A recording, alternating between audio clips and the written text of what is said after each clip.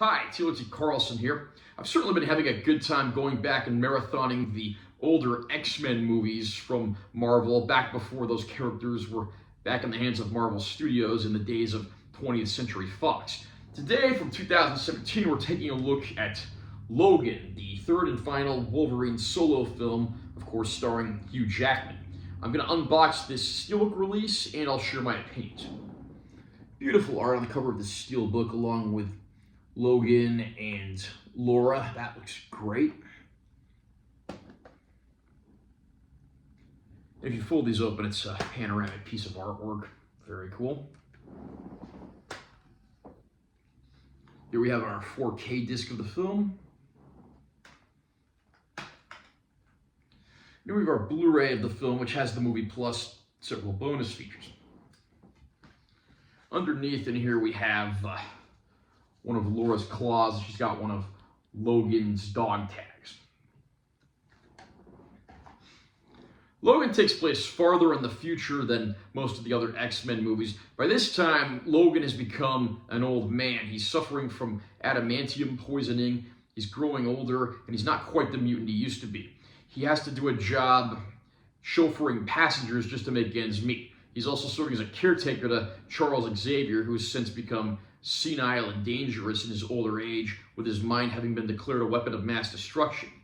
Logan encounters a mysterious woman who has a young girl that may be one of the last mutants, with no mutants having been born in quite some time. It's not long before they're on a journey on the run from deadly adversaries who want to get their hands on this young girl and get rid of their mistakes and continue their corporate agenda. But will they escape, and will Logan manage to outlast the villains? I'll be honest, I was not really looking forward to another Wolverine solo movie. X-Men Origins Wolverine is probably the weakest of all the X-Men movies, and its sequel, The Wolverine, was not a terrible movie, but certainly wasn't one of my favorites. James Mangold, who had previously directed The Wolverine, and whose directorial credits also include movies like the 3:10 to Yuma remake, Walk the Line, and Ford vs. Ferrari. He also directed the last Indiana Jones film, Indiana Jones and the Dial of Destiny. So the man certainly has a pretty solid filmography to his name. And I have to say, after having seen this film for the first time, this is the movie that the previous two Wolverine movies should have been. It's the first X-Men movie to ever get an R rating for its theatrical release, not counting the Deadpool films. And it's brutal. It holds absolutely nothing back. It is extremely violent, but all the cinematic violence does not come at the expense of having a more human element. One of the most interesting things about the X-Men movies has been seeing a character like Wolverine, who's sort of this anti-hero, discovering his humanity and that he has something to fight for.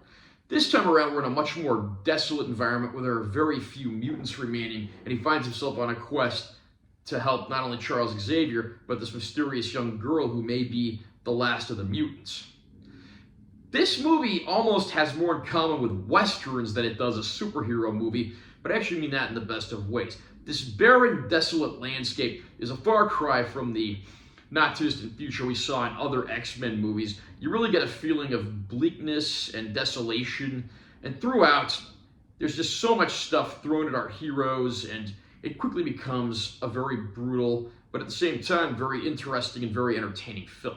Probably the only real complaints I have with this movie are, A, the villains are not all that interesting, and B, it's about 20 minutes too long. There is a midsection of the movie that involves our heroes befriending a family that they help on the road, and this does drag the runtime out a little. It is kind of a nice human story that adds something to things, but you do have to wonder if maybe it would have been better to cut that for pacing and just leave that on the cutting room floor.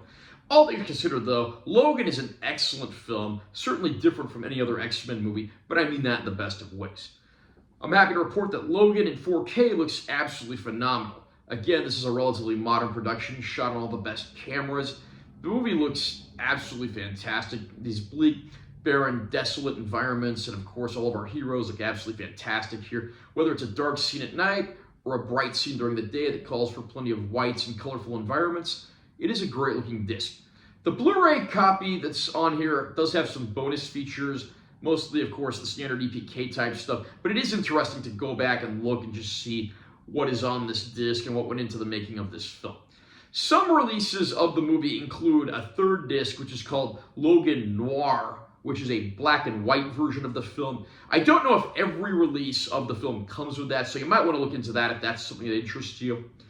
Either way, Logan is by far the best of the Wolverine solo movies, and I would probably put it in the top 3 of all X-Men films, and that's no small clip.